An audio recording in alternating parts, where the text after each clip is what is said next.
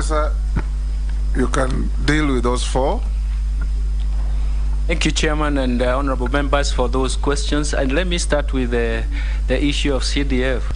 And I said that I'll be guided by the law, because we have to say the commitments must be made, but of course they must be consistent with the law. Mheshimiwa Junet actually said there have been a finance committee that has also been talking to the Treasury. They cannot spend more than they are allowed by the law. So we'll be consistent with the law. That is my answer. I don't know which laws. The court ruling is a question of checking on that and saying that are we, and we are going to consult also in the relevant organizations of government so that everything is clear. But we cannot fail to honor if the law also permits that. That's my simple answer for that. And thank you very much, Mheshimiwa Murugara. I think I do understand. And we are starting from a very difficult situation. And so when you are in a difficult situation, how do you get out of the difficult situation? His Excellency the President has been using a very nice phrase of, if you find yourself in a hole, stop digging, try to get out. You know. So essentially, there are some short-term issues that we deal with. That's why I started by saying, the current thinking by the government right now, which I buy quite a lot, and I have a lot of discussions with the donors. We were, for example, with the donors who are providing food relief, we argued that we may need concessional borrowing, which will help us remove the very expensive domestic debt. And then once that is done, the fiscal space will start building, and then we can start signaling fiscal consolidation. If the government doesn't have fiscal space, it means that it cannot finance development. That's the main issue, and that is the main spin that we want to make sure that we have. If I had the time, one day I can talk about the crowding out, because it actually affects everyone. So it's something, but how do we resolve it? It's actually coming back to trying to create fiscal flexibility by the government so that it will do that. And if this committee approves me, that is the goal that I will start moving towards, fiscal flexibility, so that we jump into specifics and trying to help out. And thank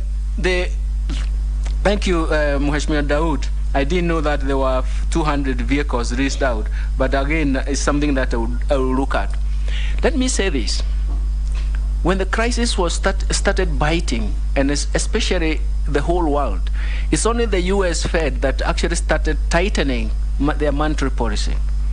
And you can see even Euro started being affected because they were not following suit. When everybody followed suit, there was a whole tightening, even in Kenya here. And so the signaling is that there will be scarcity of dollars.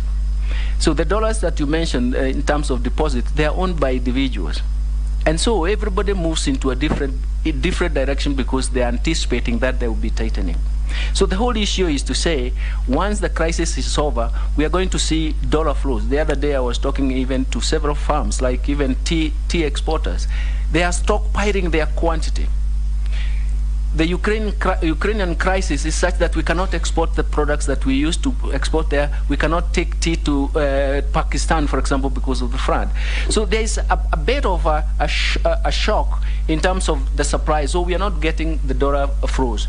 But I do believe that it will come through. You have mentioned about the cartels.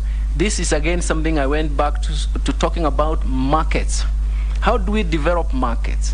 How do we regulate markets? How do we protect markets? And why you protect markets is because of the cartels. And you are right. And this is something that I mentioned as a very important second pillar that we are going to deal with. So the situation will be dealt with in that way. Yes, I understand your point about financial management. If you are an investor, you look at what is the appropriate returns at a particular time, and you change over time. What I was required to provide is my net worth given the current situation. Why do people invest in homes?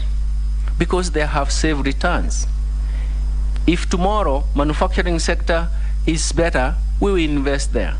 As an investor, and this, by the way, is a whole congregate of my family and myself, including the cars that we own. We did not break them down.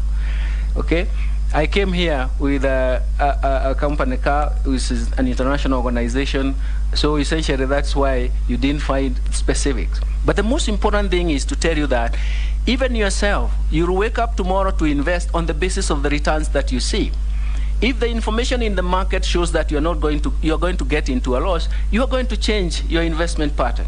So if I observe your investment today, they will be different with the next 10 years to come. And that is the composition. That is what it is all about. Once we create a boom in other sectors of the economy, we'll find everybody flocking into those areas and start earning economic rents from them. Thank you very much for talking about the unemployed youth. And the essence, and I shared, because I talked to, I started with I raised some of those issues. I talked about Chairman, markets because I wanted to make it very clear Chairman, that it is clarification. Honorable Missy. Sorry for interruption, but where we need to be very keen is the net worth, because it is a repeated question. Can the professor tell us, in his understanding, what is net worth? And where is his liability in this state?